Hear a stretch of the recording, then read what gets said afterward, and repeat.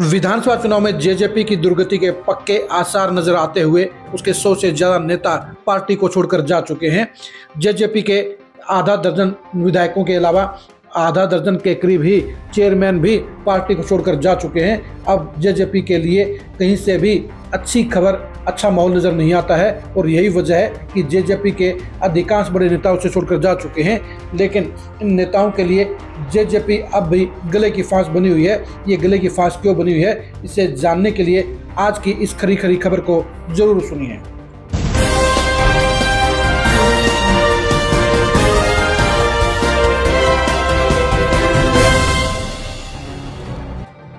जननायक जनता party को BJP के साथ सत्ता का गठबंधन खत्म होते ही जोर के झटके लगने शुरू हो गए। लोकसभा चुनाव में जेजेपी की 10 की 10 सीटों पर जमानत जब्त होने के बाद तो हालात और भी खराब हो गए। यही वजह है कि जेजेपी के 100 से ज्यादा नेता पार्टी को छोड़कर जा चुके हैं। 10 में से 7 विधायक भी जेजेपी को छोड़कर जा चुके हैं। इसके अलावा कई पूर्व चेयरमैन और पार्टी के बड़े पदाधिकारी भी जेजेपी को टाटा बाय बाय कह चुके हैं। लेकिन जेजेपी के लिए हालात बेशक से माड़े हो चुके हैं, लेकिन जेजेपी छोड़ने वाले नेताओं के लिए भी अच्छी खबर नहीं है, बल्कि उनके लिए खतरे की घंटी बज गई है, क्योंकि ऐसे नेताओं के खिलाफ किसान नेता और किसान संगठन खड़े हो गए हैं।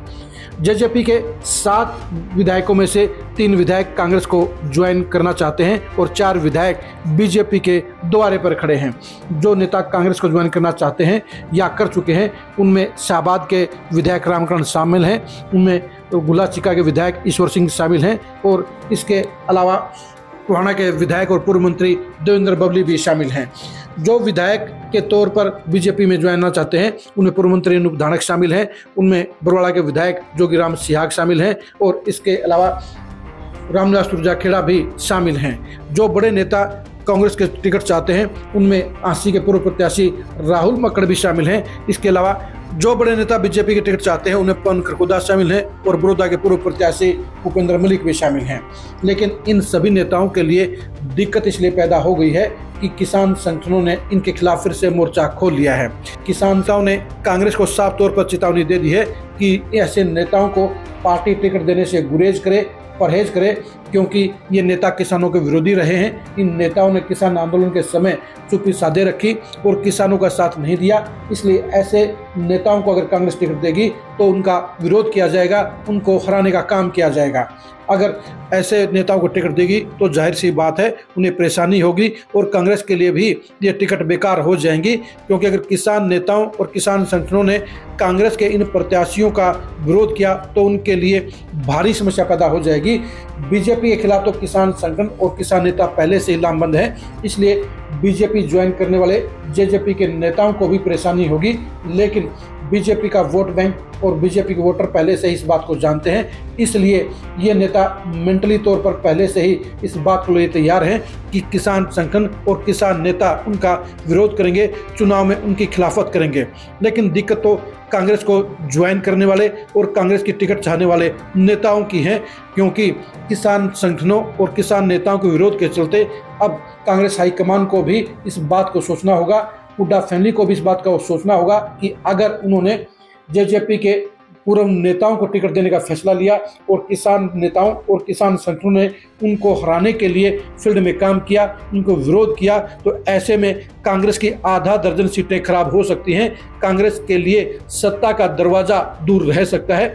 इसलिए कांग्रेस की भलाई इसी में है कि वो जेजेपी छोड़कर आने वाले नेताओं को टिकट न दे, बल्कि अपनी पार्टी से जुड़े हुए ही पुराने वफादार नेताओं को ही टिकट देने का काम करे। इस समय प्रदेश में आधी सीटों पर कांग्रेस का माहौल नजर आ रहा है और इसीलिए ऐसे नेता कांग्रेस की टिकट चाहते हैं। यही वजह है रामकरण काला भी कांग्रेस की टिकट चाहते हैं। यही वजह है कि ईश्वर सिंह भी अपने बेटे या पुत्र वधू के लिए टिकट चाहते हैं। राम कुमार गौतम भी कांग्रेस में एंट्री करके उसके टिकट चाहते हैं। इसके अलावा हांसी से राहुल मक्कड़ भी कांग्रेस की टिकट चाहते हैं। लेकिन अब कांग्रेस के लिए भी ये नेता गले की फांस बन गए हैं, क्योंकि अगर कांग्रेस ने इन नेताओं को टिकट देने का काम किया तो जाहिर है कि ऐसे नेताओं को फिर भारी परेशानी होगी। उसके साथ साथ कांग्रेस के लिए भी संकट खड़ा हो जाएगा, क्योंकि अभी तक तो ये किसान नेता और किसान संगठन सिर्फ बीजेपी और जेजेपी का विरोध कर रहे हैं, दुष्यंत चौटाला और बीजेपी के दूसरे बड़े नेताओं का विरोध कर रहे हैं। अगर कांग्रेस ने जेजेपी के इन नेताओं को टिकट देने का फैसला लिया तो वो कांग्रेस के लिए नुकसानदायक साबित हो सकता है, क्योंकि कांग्रेस नहीं चाहती कि उसके प्रत्याशियों को हार मिले। लेकिन किसान संगठन और किसान नेता ये खुला ऐलान कर चुके हैं कि जेजेपी के उन नेताओं का भी विरोध किया जाएगा जो कांग्रेस की टिकट लेकर आएंगे, क्योंकि उन्होंने किसानों के आंदोलन के समय किसानों का समर्थन नहीं किया बल्कि विरोध किया या चुप्पी साधे रखी, जिसके चलते उन्हें सबक सिखाया जाएगा, उन्हें सियासत से रुखसत किया जाएगा, उनकी हार का प्रबंध किया जाएगा। अगर ऐसा होता है तो फिर कांग्रेस हाईकमान को और भूपेंद्र हुड्डा को इस बात पर फिर से विचार करना होगा कि जेजेपी के इन पूर्व विधायकों को टिकट न देने में ही पार्टी की भलाई रहेगी, क्योंकि अगर इन नेताओं को टिकट दी गई तो किसान नेताओं के विरोध के चलते, किसानों के विरोध के चलते ये प्रत्याशी चुनाव हार सकते हैं। ऐसे में कांग्रेस हाईकमान नहीं चाहेगा कि आधा दर्जन सीटें वो चुनाव लड़ने से पहले ही हार जाए, और इसलिए देखने की बात रहेगी कि क्या किसान नेताओं के इस अल्टीमेटम को कांग्रेस हाईकमान और हुड्डा फैमिली गंभीरता से लेने का काम करती है, या किसान नेताओं और किसान संगठनों को अनदेखा करते हुए जेजेपी के इन पूर्व नेताओं को टिकट देने का फैसला लिया जाता है। भारतीय किसान यूनियन हरियाणा के ट्रक एसोसिएशन गुट के प्रदेश अध्यक्ष रतन मान ने इस बारे में क्या कहा है, आप खुद ही गौर से सुनिए। मान साहब, बीजेपी से और जेजेपी के जो लोग थे, नेता थे, क्या उनका विधानसभा चुनाव में आप लोग विरोध जारी रखेंगे नहीं रखेंगे?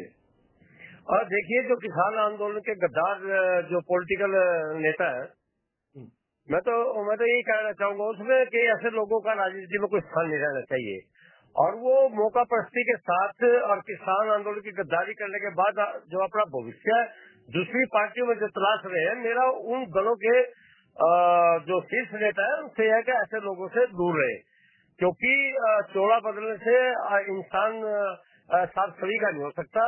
और अगर किसी दल ने इस तरह का ऐसे लोगों को जो हमारी लिस्ट में है, जो किसान आंदोलन के पेज पे है गद्दारी में, तो हम उनका क्षेत्र वाइज भी विरोध करने से पीछे नहीं हटेंगे।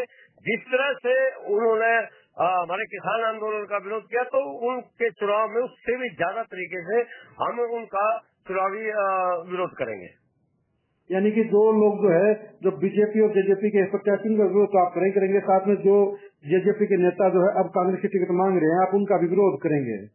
मैं ये कह चुका हूँ कि वो चाहे किसी भी दल में जाए, उन पार्टी के नेताओं को देखना चाहिए कि इन्होंने किसान आंदोलन के साथ गद्दारी की है, किसान आंदोलन को इन्होंने बदनाम किया अपनी भाषा में जब ये सत्ता की कुर्सी पे भी थे। तो मैं कह चुका हूँ ऐसे स्वभाव के लोगों को कहीं भी राजनीति में स्थान नहीं होना चाहिए। अगर किसी दल ने किसी इन नेताओं को, जजपा वालों को अगर स्थान देने की कोशिश करी, तो उसका खामियाजा कांग्रेस के शीर्ष नेता ने, पार्टी ने भुगतना पड़ेगा।